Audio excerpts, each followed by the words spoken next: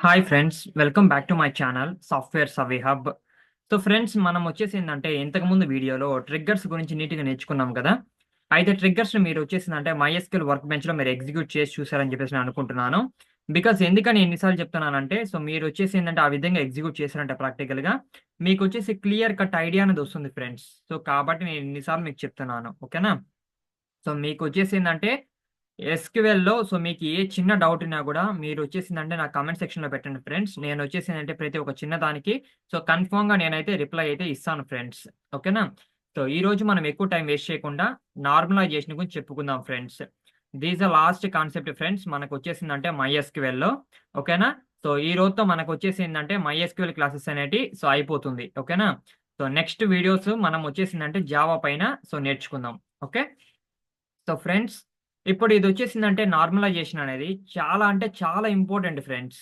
Because ఎందుకని నేనొచ్చేసి normalisation గురించి చెప్తున్నానంటే, సో మీరొచ్చేసిందంటే సో లాస్ట్‌కి మనం వెళ్ళే లోపల టాపిక్‌కి సో మీకొచ్చేసి క్లియర్ కట్‌గా మీకు అర్థమవుతుంది ఫ్రెండ్స్. నార్మలైజేషన్ ఎందుకు మనకంత ఇంపార్టెంట్ అని. ఓకేనా? సో ఫస్ట్ చూడండి. నార్మలైజేషన్ అంటే ఏందంటే, normalization is a process of decomposing of the tables and eliminate the anomalies like insertion anomaly, updation anomaly and delete anomaly. So friends, మనకొచ్చేసిందంటే నార్మలైజేషన్ అంటే ఏందంటేనే డికంపోజిషన్ ఆఫ్ ది టేబుల్స్. ఓకేనా?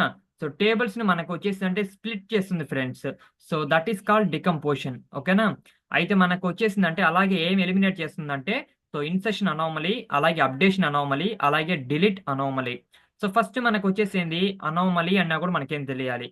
So anomaly అంటే ఏందంటే friends, it's a problem or the issue. ఓకేనా? So మనకొచ్చేసి టేబుల్‌లో మనకొచ్చేసి ఒక issue అనేది రైజ్ అయ్యేదాన్ని మనం వచ్చేసి ఏమంటామంటే అనామలీ అంటాం. ఓకేనా? సో ఇప్పుడు మీకొచ్చేసిందంటే ఇది అర్థమైంది గదా! అసలు నార్మలైజేషన్ అంటే ఏంటి? సో నార్మలైజేషన్‌లో మనకొచ్చేసిందంటే అనామలీ అంటే ఏంటి? సో అంటే మనకొచ్చేసిందంటే ఎలాంటి ప్రాబ్లమ్స్ రైజ్ అవుతాయి ఇప్పుడు మనం చూద్దాం ఫ్రెండ్స్. ఓకేనా? సో ఫస్ట్ మనకొచ్చేసి ఏం జెప్పా నేను? ఇన్సర్షన్ అనామలీ అని జెప్పా. సో ఇన్సర్షన్ అనామలీ అంటే ఏందంటే, while inserting the data sometimes we leave it empty. So మనం వచ్చేసిందంటే డేటాని మనం ఇన్సర్ట్ చేసేటప్పుడు కొన్నిసార్లు సో మనకు తెలియకుండానే మనం వచ్చేసిందంటే ఎంప్టీగా డేటాను వదిలేస్తాం. లేదా కొన్నిసార్లు మనం వచ్చేసిందంటే తెలిసే డేటా అనేది ఎంప్టీగా వదిలేస్తాం. ఓకేనా? So for the time we do know the value and it can be wastage of the memory of we are not utilizing the call. It is called insertion anomaly. ఓకేనా? అంటే మనకొచ్చేసిందంటే మనం వచ్చేసి ఈ విధంగా మనం వాల్యూ ఇవ్వకుండా సో మనం వచ్చేసి వదిలేసామంటే సో కన్ఫర్మ్‌గా మనకు మెమరీ అనేది వచ్చేసిందంటే చాలా అంటే చాలా వేస్ట్ అయిపోతుంది ఫ్రెండ్స్. సో కాబట్టి దానివల్ల మనకొచ్చేసింది అది కూడా మనకొచ్చేసి ఒక ప్రాబ్లమే గదా! సో కాబట్టి దాన్నొచ్చేసి మనం ఏమంటున్నామంటే ఇన్సర్షన్ అనామలీ. ఓకేనా? సో ఇప్పుడు మీరొచ్చేసిందంటే ఈ ఎగ్జాంపుల్‌ని బట్టి మీకు అర్థమవుతుంది చూడండి. ఇన్సర్షన్ అనామలీ అంటే ఏందని. ఇప్పుడు ఇక్కడ చూసారంటే మనం డేటానొచ్చేసిందంటే సో నల్ అంటే మనం వచ్చేసిందంటే ఎంప్టీగా వదిలేసాం. అంటే ఇక్కడ మనం డేటా అనేది ఇవ్వల. సో డేటా అనేది ఇవ్వనప్పుడు సో కన్ఫర్మ్‌గా మనకొచ్చేసిందంటే మెమరీ అనేది వేస్ట్ అవ్వడానికి ఛాన్స్ ఉంటుందా? ఉండదా ఫ్రెండ్స్? సో కన్ఫర్మ్‌గా మనకొచ్చేసిందంటే వేస్ట్ అవ్వడానికి ఛాన్స్ అయితే ఉంటుంది. సో కాబట్టి ఇదొచ్చేసింది ఇదొక ప్రాబ్లమే గదా! సో ఇన్సర్టింగ్ అంటే మనం వచ్చేసి ఇన్సర్ట్ చేసేటప్పుడు డేటాని సో మనకొచ్చేసి ఏందంటే ఈ ప్రాబ్లమ్ అనేది మనకొచ్చేసి ఉందన్నమాట. సో కాబట్టి దీన్నొచ్చేసి మనం ఎలా మనమొచ్చేసి ఓవర్‌కమ్ చేయాలి. దానికి మనమొచ్చేసి ఏందంటే డికంపోషన్ అంటే స్ప్లిట్టింగ్ ఆఫ్ ది టేబుల్స్. దాని ద్వారా మనమొచ్చేసి ఏందంటే సో ఇక్కడ మనం రిడెండెన్సీని మనం వచ్చేసి తగ్గించొచ్చు. ఓకేనా? సో ఇప్పుడొచ్చే దీనికి సొల్యూషన్ చూడండి. ఇప్పుడు సొల్యూషన్ చూసినట్టయితే ఇప్పుడు ఒక టేబుల్‌ని మనం వచ్చేసిందంటే 2 టేబుల్స్‌గా మనం స్ప్లిట్ చేసామనుకో, అప్పుడు ఆటోమేటిక్‌గా మనం వచ్చేసిందంటే ఈ ప్రాబ్లమ్‌ని మనం వచ్చి సాల్వ్ చేయొచ్చు. ఓకేనా? ఇప్పుడు ఇక్కడొచ్చేసింది ఐడీ గాని, నేమ్ గాని, ఏజ్ గాని సో మూడిటిని మనం వచ్చేసిందంటే ఒక టేబుల్‌గా, మార్క్స్ అండ్ రిజల్ట్‌ని ఒక టేబుల్‌గా మనం తీసుకున్నామనుకోండి, అప్పుడు మనకొచ్చేసిందంటే ఎలాంటి ప్రాబ్లమ్ అయితే ఇక్కడ ఉండదు గదా! ఇప్పుడు ఇక్కడొచ్చేసిందంటే డేటా అయితే మనం ఇన్సర్ట్ చేసాం. ఇక్కడ మనం వచ్చేసి డేటా ఇన్సర్ట్ చేసాం. ఎవరైతే పాస్ అయ్యాడో సో వాళ్ళ యొక్క డేటా అనేది ఇక్కడుంది.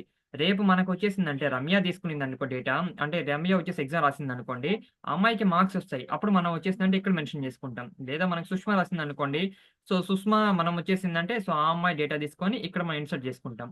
ఓకేనా? సో అలా మనం వచ్చేసిందంటే ఏవైనా చేయడానికి మనకు అవకాశం ఉంటుంది. ఓకేనా? సో ఇది మనకొచ్చేసిందంటే ఇన్సెర్షన్ అనామలీ. అంటే దీనివల్ల మనకొచ్చేసేంది సో, ఇక్కడ ఫస్ట్ మనకొచ్చి డేటా రిడెండెన్సీ ఉండదు. నంబర్ 2 మనకొచ్చేసిందంటే ఎలాంటి స్పేసెస్ అనేది మనం వదలడంలే. అలాంటప్పుడు మనకొచ్చేసిందంటే మెమరీ అనేది ఇక్కడ వేస్ట్ కాదు. సో, ఇన్ని మనకు అడ్వాంటేజెస్ ఉన్నాయి ఫ్రెండ్స్. ఓకేనా? సో, నెక్స్ట్ వచ్చేసిందంటే updation anomaly. So friends updation anomaly అంటే ఏందంటే మనం డేటాని మనం వచ్చేసిందంటే మల్టిపుల్ టైమ్స్ మనం అప్డేట్ చేయాలంటే, సో అది వచ్చేసిందంటే కొంచెం డిఫికల్ట్ టాస్కే కదా ఫ్రెండ్స్. ప్రతి దానికి వెళ్లి మనం వచ్చేసి అప్డేట్ చేయాలి. ఇంకో దానికి వెళ్లి మనం అప్డేట్ చేయాలి. అంటే ఫర్ ఎగ్జాంపుల్ ఎస్‌క్యూఎలే ఉందనుకోండి. ఎస్‌క్యూఎల్‌లో మనం వచ్చేసి సీక్వెల్ పెట్టాలనుకోండి. అలాంటప్పుడు ప్రతి ఒక్కసారి ఎస్‌క్యూఎల్‌కెళ్ళి సీక్వెల్ అని పెట్టుకోవాలంటే ఇట్స్ వెరీ డిఫికల్ట్ గదా! సో కొన్నిసార్లు మనం వచ్చేసి అంటే డేటాను మర్చిపోవడానికి కూడా ఉంటది. సో కాబట్టి అప్పుడు మనకొచ్చేసేంది కన్ఫర్మ్‌గా మనకు ప్రాబ్లమ్ అనేది అక్కడ రైజ్ అవుతుంది. ఓకేనా? చూడండి ఇక్కడ. If you are writing the same query multiple times for updating the same data or to perform the same operation, we call it as updation anomaly. మన సేమ్ ఆపరేషన్ మల్టిపుల్ టైమ్స్ మనం perform చేసే దాన్ని మనం ఏమంటున్నామంటే updation anomaly అంటున్నాం. ఓకేనా? ఇప్పుడు ఇక్కడ చూసినట్టయితే ఎస్‌క్యూఎల్ అని 2 టైమ్స్ ఉంది. సో అలాగే జావా అని 2 టైమ్స్ ఉంది. ఓకేనా? సో ఇక్కడ మనం ఎస్‌క్యూఎల్‌ని సీక్వెల్‌గా మార్చాలంటే ఇక్కడికి రావాలి మళ్ళీ ఇవ్వాలి. ఇక్కడికి రావాలి మళ్ళీ ఇవ్వాలి. అంటే మనం వచ్చేసింది 2 టైమ్స్ మనం వచ్చేసిందంటే దీన్ని అప్డేట్ చేయాలి కదా! సో, అలా మనకొచ్చేసి ఒక 20 టైమ్స్ ఉన్నాయనుకో, కొన్నిసార్లు మర్చిపోవడానికి కూడా ఛాన్స్ ఉంటది కదా! సో, కాబట్టి ఇదొచ్చేసింది ఇది కూడా మనకొచ్చేసిందంటే ఒక ప్రాబ్లమ్. ఓకేనా? సో, దీన్ని మనం ఎలా రిజాల్వ్ చేయాలంటే సో, సొల్యూషన్ దీనికొచ్చేసేందంటే సింపుల్‌గా మనం వచ్చేసి ఒక టేబుల్‌ని 2 టేబుల్‌కి మనం స్ప్లిట్ చేసేస్తాం. అప్పుడు మనకొచ్చేసేంది ఆటోమేటిక్‌గా మనకేం గావాలంటే అది ఆటోమేటిక్‌గా అదొచ్చేసిందంటే అప్‌డేట్ అవుతది. ఇప్పుడు ఇక్కడ చూసినట్టయితే జస్ట్ మనం వచ్చేసిందంటే ఫారెన్ కీ రిలేషన్‌షిప్ తెలిపాం. That's it. ఓకేనా? ఇక్కడ చూసినట్టయితే 101 అంటే ఏంది ఆటోమేటిక్ ఎస్‌క్యూఎల్ అని తీసుకుంటది. 102 అంటే ఆటోమేటిక్ జావా అని చెప్పి తీసుకుంటది. అంటే ఇక్కడ మనం వచ్చేసేంది డేటా రిడెండెన్సీ ఉండదు. ప్లస్ మనం వచ్చేసాం డేటాని ఇక్కడ మనం వచ్చేసేందంటే స్ప్లిట్ చేసాం. సో, స్ప్లిట్ చేసాం కాబట్టి డేటా అనేది సో, ఈజీగా యాక్సెస్ చేసుకోవచ్చు. ఈజీగా మనం అప్‌డేట్ చేయొచ్చు. ఓకేనా? సో, ఇప్పుడు మీకు అర్థమైంది కదా!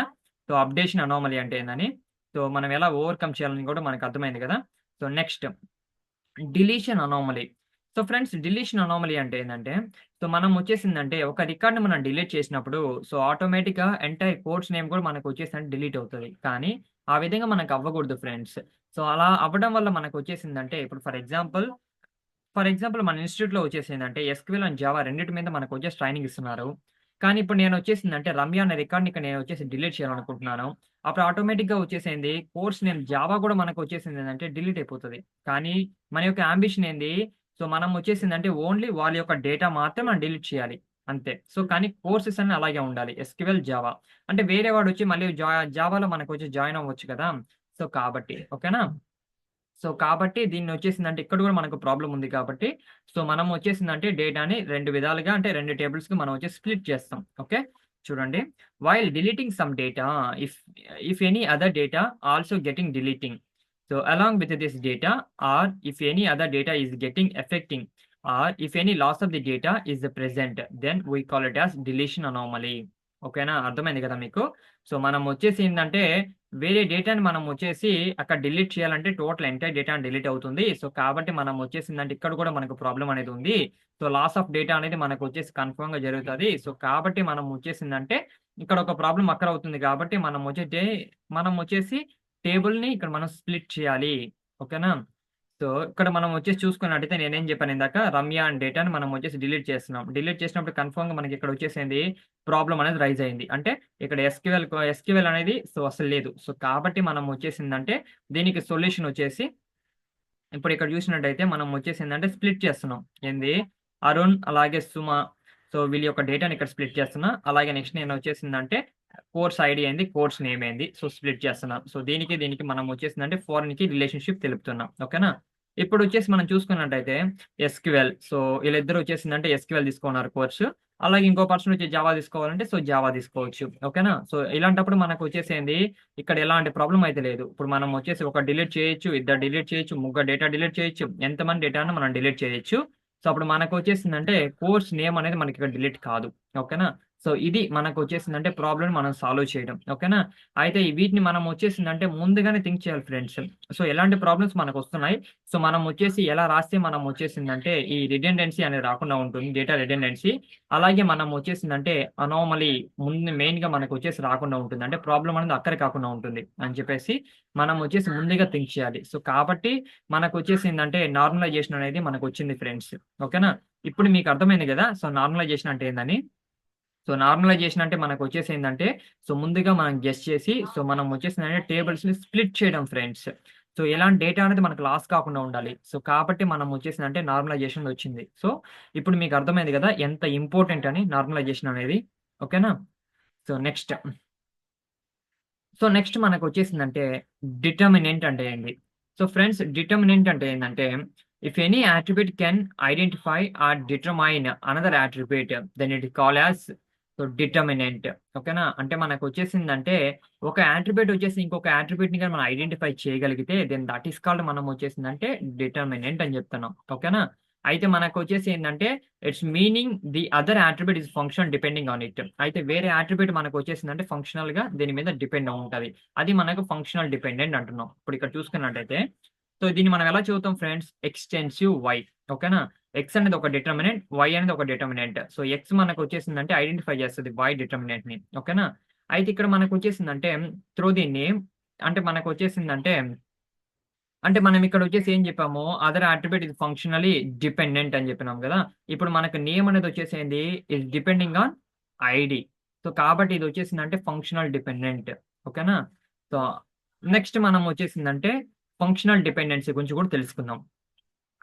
సో, ఫంక్షనల్ డిపెండెన్సీ అంటే ఏందంటే, if any attribute is depending on the other attribute. ఒక అట్రిబ్యూట్ పోయేసి ఇంకొక అట్రిబ్యూట్ మీద డిపెండ్ గాని అయితే, దెన్ దట్ ఈస్ కాల్డ్ వచ్చేసిందంటే ఫంక్షనల్ డిపెండెంట్ అని చెప్తున్నా. ఇప్పుడు ఇక్కడ వచ్చేసిందంటే, నేమ్ అనే అట్రిబ్యూట్ పోయేసి దేని మీద డిపెండ్ అవుంది? ఐడీ. సో, కాబట్టి ఇది వచ్చేసిందంటే ఒక ఫంక్షనల్ డిపెండెన్సీ. ఓకేనా? అర్థమైంది గదా! మీకొచ్చేసి ఒకటొచ్చేసి ఏందంటే డిటర్మినెంట్ అంటే ఏంది? అలాగే ఫంక్షనల్ డిపెండెన్సీ అంటే ఏంది? అలాగే నెక్స్ట్ వచ్చేసిందంటే టోటల్ డిపెండెన్సీ అంటే ఏంది? సో ఫ్రెండ్స్ టోటల్ డిపెండెన్సీ అంటే ఏందంటే, if all the key attributes individually identify the all the column attributes. ఓకేనా? Then that is called total dependency అని చెప్పగలుగుతాం. అంటే ఇప్పుడు వచ్చేసిందంటే ఎంప్లాయీ ఐడీ గాని, అలాగే నెక్స్ట్ కోర్స్ ఐడీ గాని 2 మనకు వచ్చేసిందంటే కీ అట్రిబ్యూట్స్ ఫ్రెండ్స్. సో కాబట్టి ప్రతి ఒక్క కీ అట్రిబ్యూట్ వచ్చేసిందంటే ఆ టేబుల్‌లో ఏమైతే కాలమ్స్ ఉన్నాయో ఆ కాలమ్స్ ప్రతి ఒక్క కాలమ్‌ని మనకొచ్చేసేందంటే ఐడెంటిఫై చేయగలిగితే దెన్ దట్ ఈస్ కాల్డ్ వచ్చేసిందంటే టోటల్ డిపెండెన్సీ అంటున్నాం. ఇప్పుడు ఫర్ ఎగ్జాంపుల్ ఇక్కడొచ్చేసిందంటే మార్క్స్ అనే ఒక కాలమ్ ఉంది ఎక్స్‌ట్రా. ఓకేనా? కామ సో, కాలమ్ ఉంది. మార్క్స్ అనే కాలమ్. అయితే ఎంప్లాయీ ఐడీ ద్వారా మనం వచ్చేసి మార్క్స్ ఫైండ్ ఔట్ చేయొచ్చు. అలాగే కోర్స్ ఐడీ ద్వారా మనం వచ్చేసి అంటే మార్క్స్ ఫైండ్ ఔట్ చేయొచ్చు. ఓకేనా? అంటే మనం ఏం చేస్తున్నాం ఇక్కడ ఇండివిడ్యువల్‌గా సో, ప్రతి ఒక్క దాని ద్వారా మనం వచ్చేసిందంటే మార్క్స్‌ని ఫైండ్ ఔట్ చేయగలుగుతున్నాం కాబట్టి this is called total dependency. ఓకేనా? అయితే మనకొచ్చేసిందంటే ఒకటి మనం వచ్చేసి గుర్తుపెట్టుకోవాల్సింది ఆల్ ద కీ అట్రిబ్యూట్స్ మనకొచ్చేసిందంటే it must be determinants. But all the determinants is not a key attributes. ఓకేనా? సో, ఈ పాయింట్ మనకొచ్చేసిందంటే గుర్తుపెట్టుకోవాలి ఫ్రెండ్స్. ఓకే. సో, నెక్స్ట్ మనకొచ్చేసిందంటే what is mean by partial dependency. So, partial dependence అంటే ఏంది friends? If all the key attributes do not individually identify all the common attributes. ఓకేనా?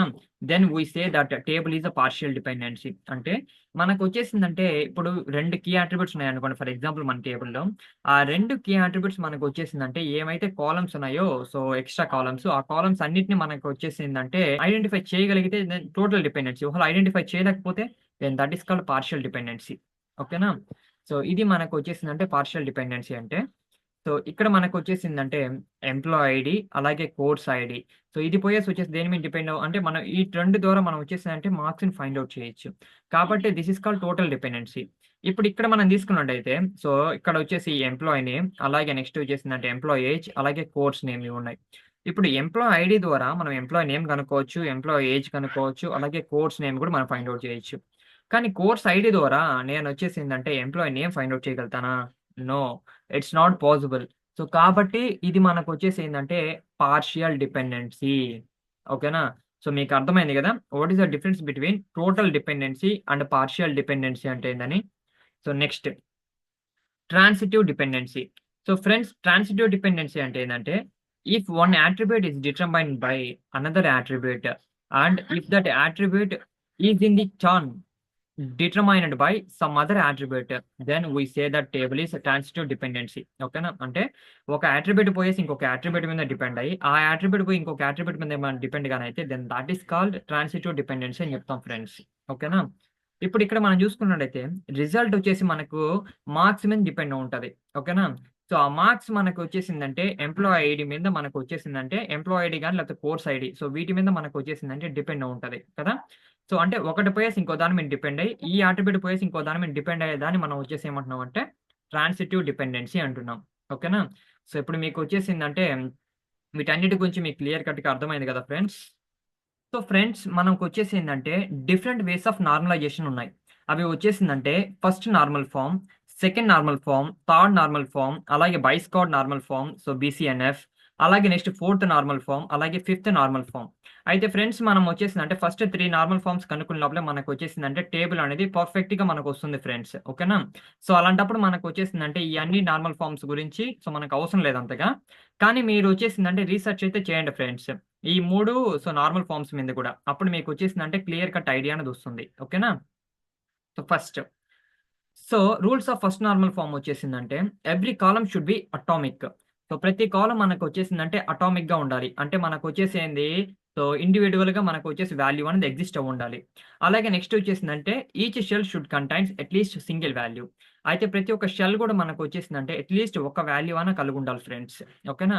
అప్పుడు మాత్రమే మనం వచ్చేసిందంటే ఫస్ట్ నార్మల్ ఫార్మ్ ని మనం అచీవ్ చేయగలుగుతాం. ఓకేనా? ఇప్పుడు ఫర్ ఎగ్జాంపుల్ మనకొచ్చేసిందంటే ఇక్కడ ఫర్ ఎగ్జాంపుల్ ఎస్‌క్యూఎల్ సో వేరే ఎస్‌క్యూఎల్ ఇక్కడ మనకు ఎంప్టీగా ఉంది. అలాగే ఇక్కడ ఎంప్టీగా ఉంది. అలాంటప్పుడు మనం వచ్చేసిందంటే ఫస్ట్ నార్మల్ ఫార్మ్‌ని అచీవ్ చేయలేం. సో అలాంటప్పుడు మనం వచ్చేసేంది డేటా అనేది మనం అక్కడ డిప్ చేయాలి. ఓకేనా? ఇప్పుడు మనం చూసుకున్నట్టయితే ఈ టేబుల్‌లో ఫస్ట్ నార్మల్ ఫార్మ్‌ని మనం వచ్చేసి ఏం చేస్తున్నాం? అచీవ్ చేస్తున్నాం. ఓకేనా? అయితే rules of second normal form. So rules మనకొచ్చేసిందంటే సెకండ్ నార్మల్ ఫార్మ్‌కి the table should be in the first normal form. So first మనకొచ్చేసిందంటే ఇది ఫస్ట్ నార్మల్ ఫార్మ్‌లో ఉండాలి. అలాగే నెక్స్ట్ వచ్చేసిందంటే it should not have the partial dependency. అయితే దీనికొచ్చేసి పార్షియల్ డిపెండెన్సీ అనేది ఉండకూడదు. సో ఫ్రెండ్స్ మనం పార్షియల్ డిపెండెన్సీ అంటే మనం ఏం చూసాం ఇంతకుముందు? అంటే మనకొచ్చేసిందంటే 2 కీ అట్రిబ్యూట్స్ ఉంటే సో 2 కీ అట్రిబ్యూట్స్ వచ్చేసిందంటే కన్ఫర్మ్‌గా మనకు వచ్చేసిందంటే ప్రతి ఒక్క కాలమ్‌ని ఐడెంటిఫై చేయగలిగితే అప్పుడు మనకు పార్షియల్ డిపెండెన్సీ లేనట్టు. లేదు మనకొచ్చేసిన ఒకవేళ ఐడెంటిఫై చేయలేకపోతే సో కన్ఫర్మ్‌గా పార్షియల్ డిపెండెన్సీ అనేది వచ్చేసిందంటే ఉన్నట్టు. సో ఇక్కడ వాడేం చేయమంటున్నాడు?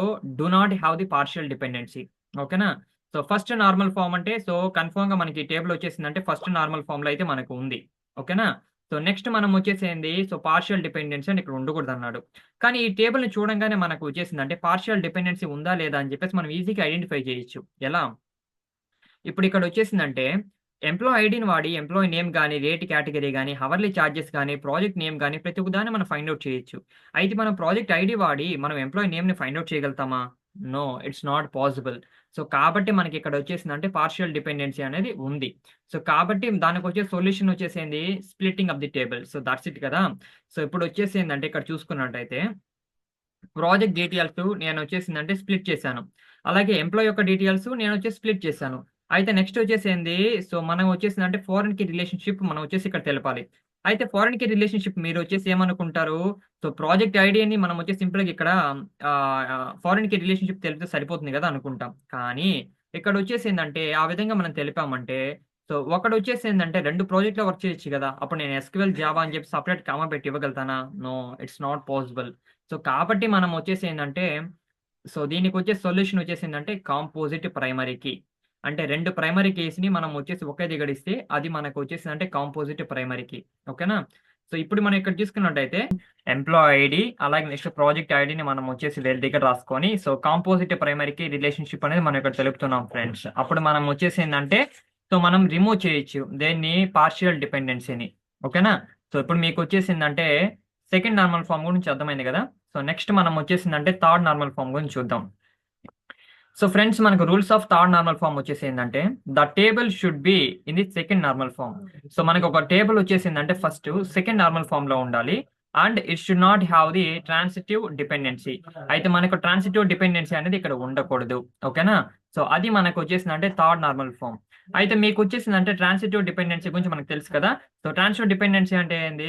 ఒక అట్రిబ్యూట్ పోయి ఇంకొక అట్రిబ్యూట్ డిపెండ్ అవుదాం. ఆ అట్రిబ్యూట్ పోయి ఇంకొక అట్రిబ్యూట్ మీద డిపెండ్ అవుదాం. సో, ఆ విధంగా మనకు డిపెండ్ అయిందంటే దెన్ దట్ ఈస్ కాల్డ్ వచ్చేసేంది ట్రాన్సిటివ్ డిపెండెన్సీ. సో, ఆ విధంగా మనకిక్కడ ఉండకూడదు అంటున్నాడు. ఓకేనా? సో, కాబట్టి మనం వచ్చేసి ఏందంటే ఇక్కడ థర్డ్ నార్మల్ ఫార్మ్‌ని మనం ఎలా అచీవ్ అవుతున్నాం చూడండి.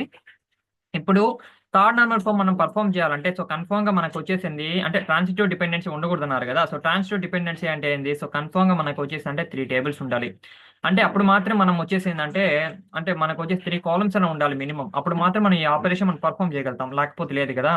సో, కాబట్టి ఇక్కడ ప్రాజెక్ట్ డీటెయిల్స్ కూడా మనం పెర్ఫార్మ్ చేయగలుగుతామా? నో. It's not possible. అలాగే నెక్స్ట్ వచ్చేసిందంటే సో, ఈటి కాడ మనం ఎంప్లాయీ ప్రాజెక్ట్ డీటెయిల్స్ కాడ మనం వచ్చేసి ఏమన్నా పెర్ఫార్మ్ చేయగలుగుతామా? No. It's not possible.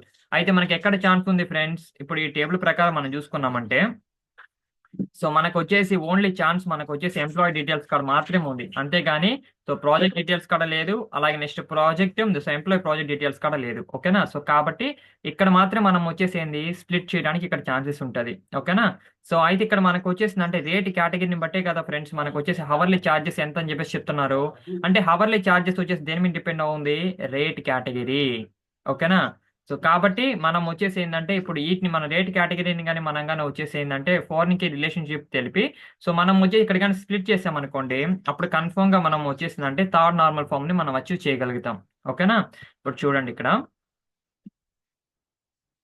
So ఇక్కడ కాబట్టి ఇక్కడ మనం వచ్చేసి ఏంటంటే సింపుల్ గా నేను వచ్చేసి ఏంటంటే రేట్ కేటగిరీని కూడా నేను వచ్చేసిందంటే ఇక్కడ స్ప్లిట్ చేస్తున్నా రేట్ కేటగిరీ అలాగే హవర్లీ చార్జెస్ ని ఆ రేట్ కేటగిరీని తీసుకెళ్లేసి నేను వచ్చేసి ఏంది ఫారెన్ కి రిలేషన్షిప్ అని ఇక్కడ తెలుపుతున్నా. బికాస్ ఎందుకంటే ఇక్కడ మనం చూసినట్టయితే డేటా రిడెండెన్సీ అనేది ఉంది. ఓకేనా? సో కాకపోతే ఇక్కడ ఉందా మనకి డేటా రిడెండెన్సీ అనేది లేదు. ఇక్కడ డేటా రిడెండెన్సీ అనేది ఇక్కడ మనకి లేదు. సో కాబట్టి మనం వచ్చేసి ఏంటంటే సో ఈ విధంగా మనం కానీ అప్లై చేసామంటే ఇప్పుడు మనం వచ్చేసి అంటే ట్రాన్సిటివ్ డిపెండెన్సీని సో మనం వచ్చేసి ఇక్కడ రాలైతే రాలేదు. ఓకేనా? Here there is no transitive dependency. So కాబట్టి మనం వచ్చేసింది థర్డ్ నార్మల్ ఫామ్ ను కూడా అచీవ్ అయ్యాం. ఓకేనా? ఇప్పుడు ఇక్కడ మనం చూసుకున్నట్టయితే ఇప్పుడు ఇక్కడ ఇన్సర్షన్ అనామలీ ఉందా?